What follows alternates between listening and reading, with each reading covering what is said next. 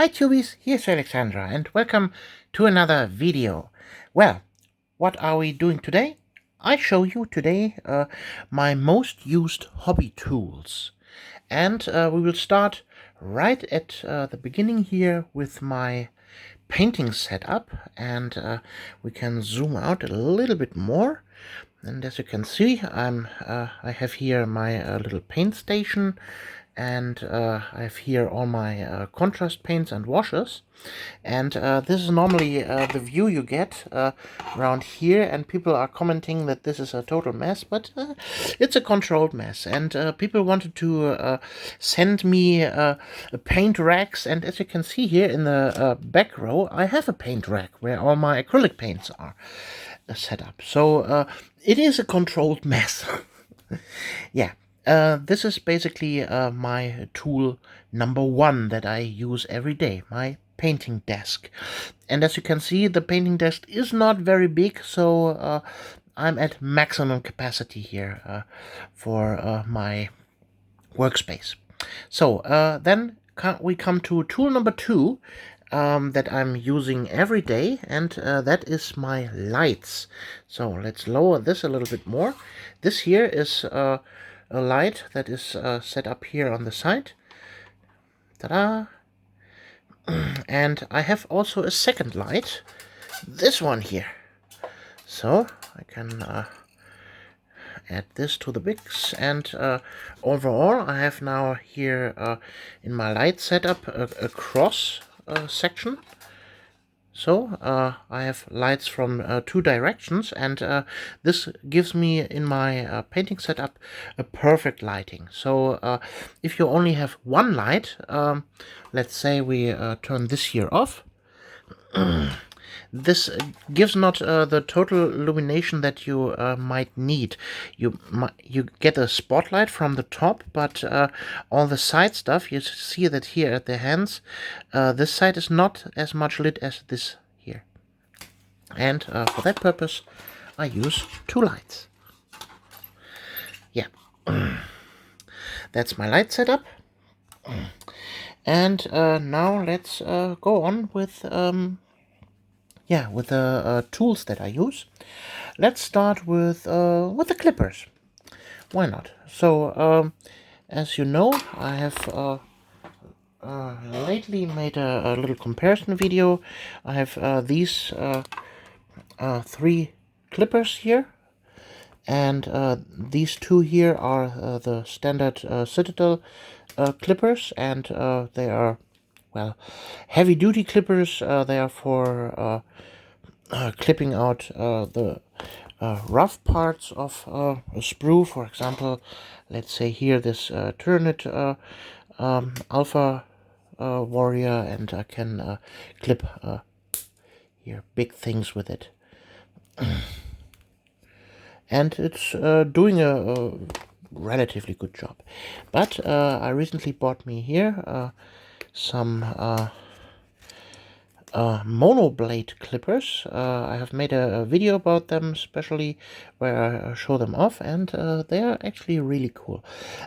What makes them monoblade is the fact that one side is sharp and the other side is blunt.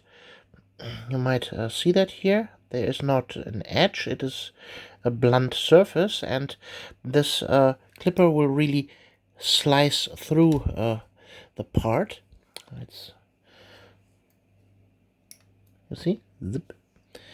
It's very smooth cut and very nice cutting line. I use that for clipping directly at the miniature. So I can highly recommend giving those a try. These are mono blade clippers, or also called God hand tools, God hand nippers. Yeah, those are my clippers of choice. So then next on the list are painting handles. Really old viewers of mine know this paint handle here. This is one that I used for several years. This is just an old screw top Citadel paint pot, and I just added some poster tack on top, and well, they pretty much work as intended. You stick your miniature on top and ta-da, they never fall out. It's a really cheap alternative to anything else. You can also use a cork or whatever, or a pill bottle, but this screw top served me well for years. And then I have also these two here. This here is from Ultra Battles. Several years ago I made a video about them. They were so kind to send me those. Those use here these clamps to hold on to your base, and then obviously here the old Citadel one. Yes, I don't have the new slim version, but they serve my purpose really nice. I also have the big version of that here for monster bases and such, and I have 4 of those and 1 of those. So they are in constant use. I really love them, and I couldn't live without them. Then next on the list, you see it already here on the side. This here is my wet palette, and as you can see, this here is actually the box from Games Workshop where they sell sand and static grass in. I don't know if they still use this box, but it was that for a long time, and this thing closes up really nice. It's a really small wet palette, but as you can see, it fits perfectly to my setup, and I really like this. I'm not a painter that uses really big wet palettes. I have one from Redgrass Games. They sent me one for reviewing purposes, but it's way too big, and I don't tend to have really elaborate mixing stages on there. This here is fits my bill, and as you can see here, I have a bunch of baking paper cut into shape for easy replacement. Yeah, that's my wet palette. Then what else do I have? Let's look up here. These are tools that I often use. These are my pliers, and yeah, they are handy in all kinds of stuff. This here is a heavy plier for rough stuff, and this here is actually one from my university days, where I studied biology for a few semesters, but yeah, it serves me now in my hobby space here. Really neat stuff. I can grab tiny little things with that. Then in a similar vein, we come to my clay shaper tools. This here is an old one from Games Workshop that I bought maybe 35 years ago. Then we have here one that is relatively recent from Games Workshop. It's the plastic variant. I mostly use that for scraping here this thick mud modeling texture here on my bases.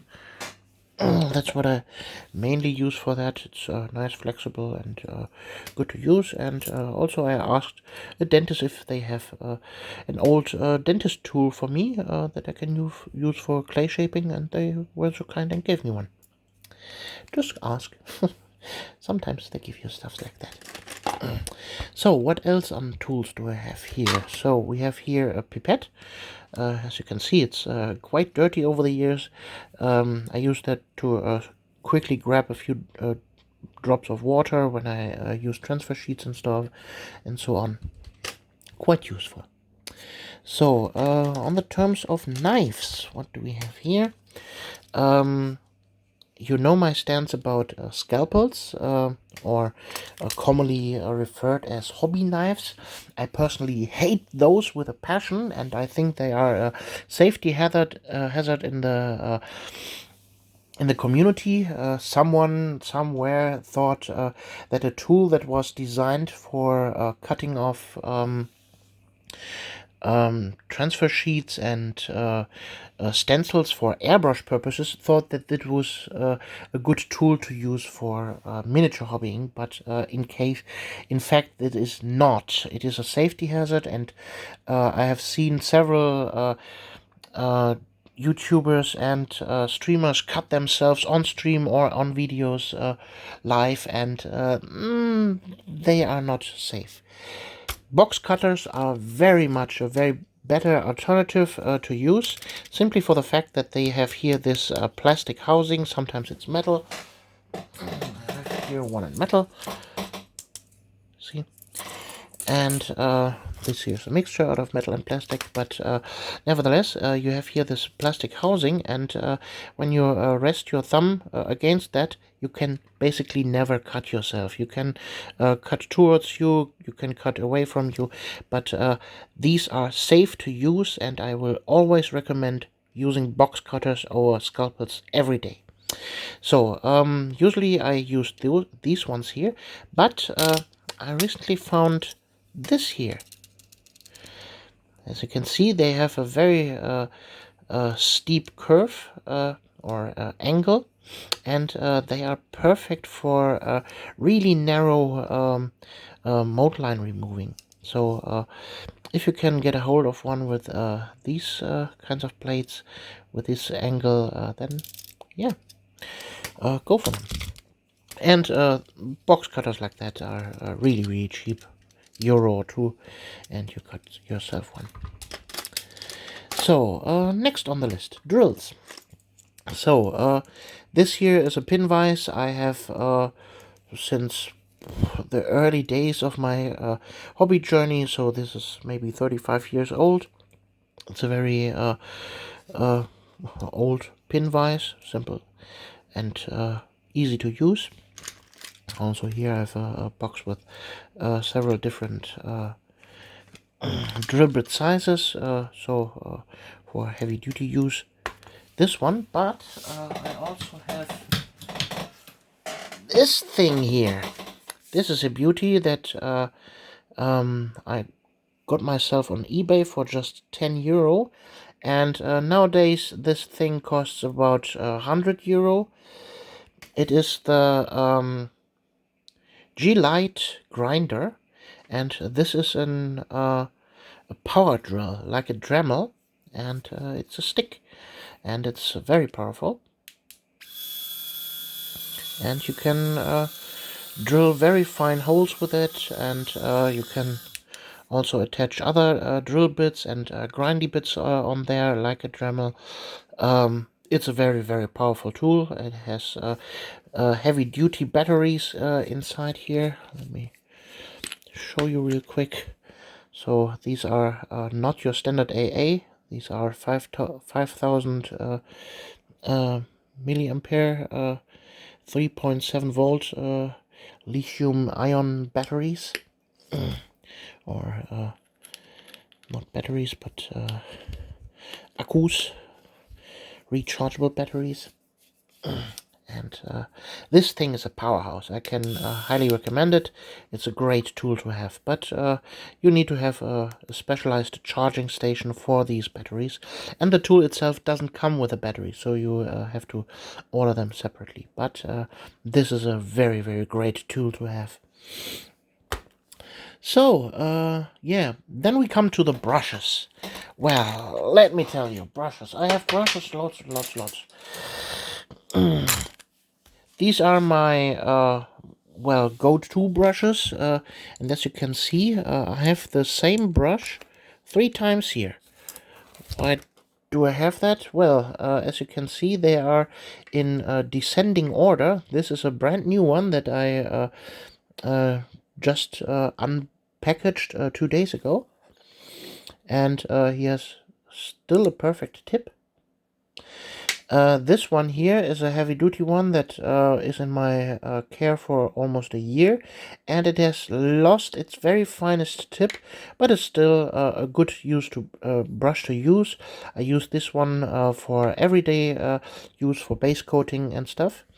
And this is how such a brush looks like at the end of its life, and I use this brush for applying white glue on bases, dry brushing, stippling, all that kind of heavy-duty stuff.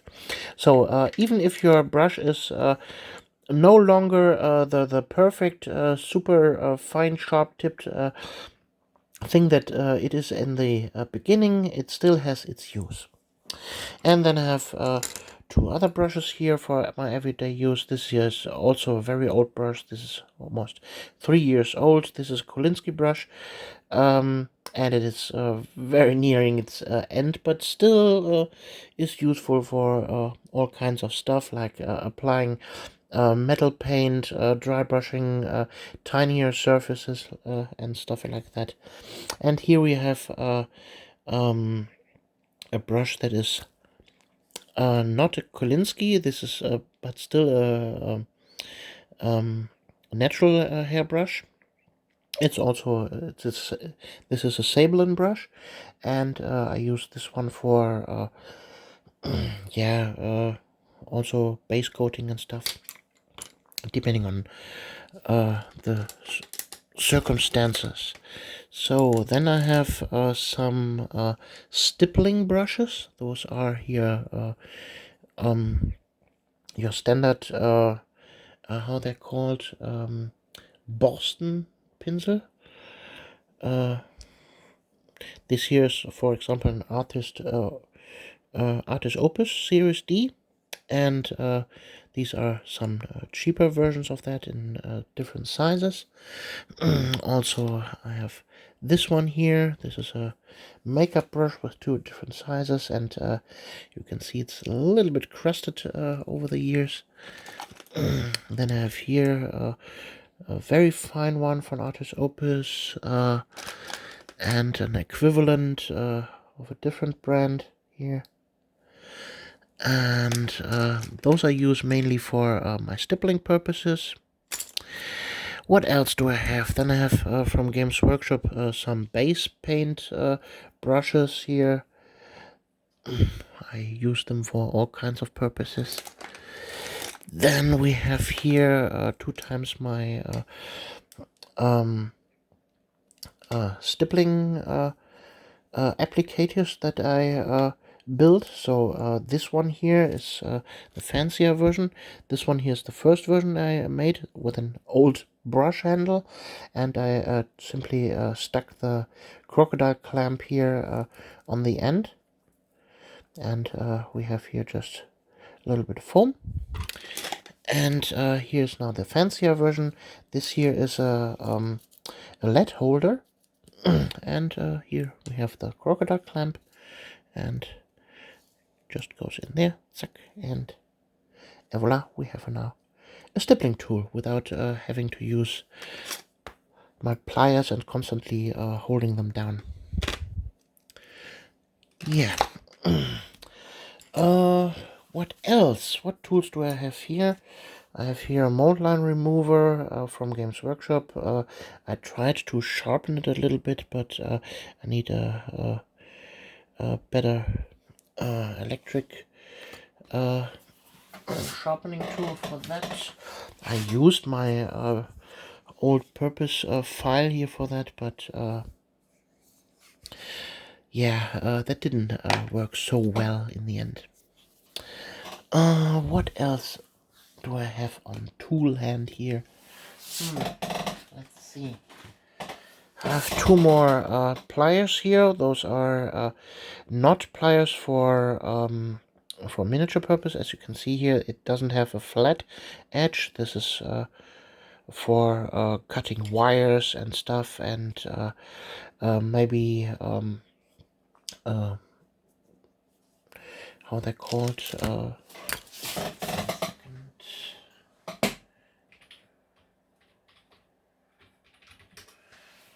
A paper clip. I use that for cutting paper clips to length to pin my miniatures, if I have metal miniatures or need miniatures pinned on the base. What else do I have here? I have a saw for cutting through metal miniatures or through wood. It's just a simple poke saw. Also, it's very old, as you can see at the rust here. It's also around 30 years old. Yeah. So, I see that here. This is also a tool that I 3D printed, and it has seen lots of use lately. It is a paint pot holder that fits perfectly for Games Workshop paints, and since I'm using this, I never had any spills of my washes ever again. So I can highly recommend getting yourself one of those. Buy yourself one from eBay or print yourself one. Your It's your choice what you do with that. Yeah, then also I have here a piece of sponge laying around for my sponge stippling. Then I have here a pot of white glue, a little bit of isopropyl alcohol for heavy brush cleaning. Then I have here brush soap. Oh, what else do I have around here? Oh, very important tools. Glasses. I can't see without glasses anymore on miniature painting, and this tool here in particular I recently ordered. This here is a clip-on magnifier and magnifying glasses, and I can highly recommend them. They are great. They simply clip on every glasses, and ta-da, you can then see. Yeah.